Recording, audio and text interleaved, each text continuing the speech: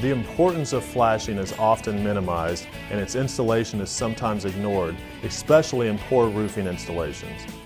Flashing is used to seal and protect joints in a building from water penetration by directing the flow of water away from these otherwise vulnerable areas. For flashing to function properly, it is important that it is installed correctly. Let's take a few minutes to review proper flashing installation.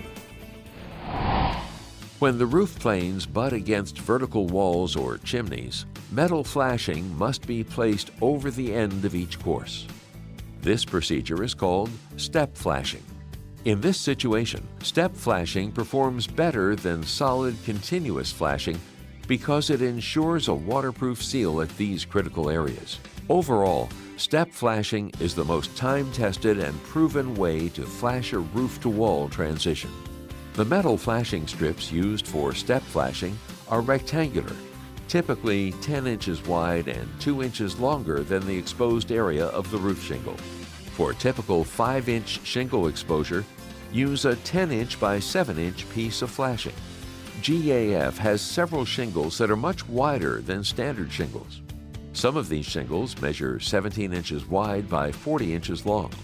The non-exposed area on these shingles is typically 9.5 inches wide. To completely cover these shingles with step flashing, use 10.5-inch wide flashing, or simply install 2 overlapping pieces of a normal step flashing to fully cover this area. Many times it can be very difficult to install new metal step flashing on a home where there is painted siding in place or masonry siding. GAF recommends to only reuse existing step flashing if it is in like-new condition. Like-new means that it is not buckled, rusted, bent, cracked, or broken.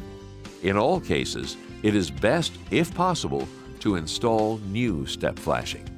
Weather watch or storm guard leak barrier should be in place over the deck protection and up the wall a minimum of 5 inches.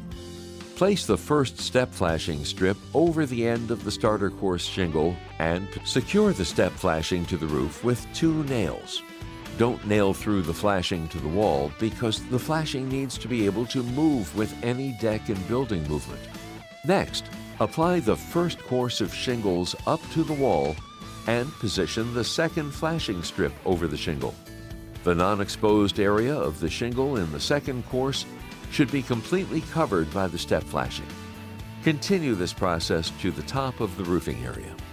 When applying shingles around all vent stacks, apply a piece of weather watch or storm guard approximately 2 times the size of the flange onto the deck protectors under the shingles. Trim the shingle to fit and check shingle alignment. Apply asphalt cement under the shingles around the vent stacks. Set the shingles into the cement. For more information or to watch more in-depth videos on what you just saw, visit gaf.com.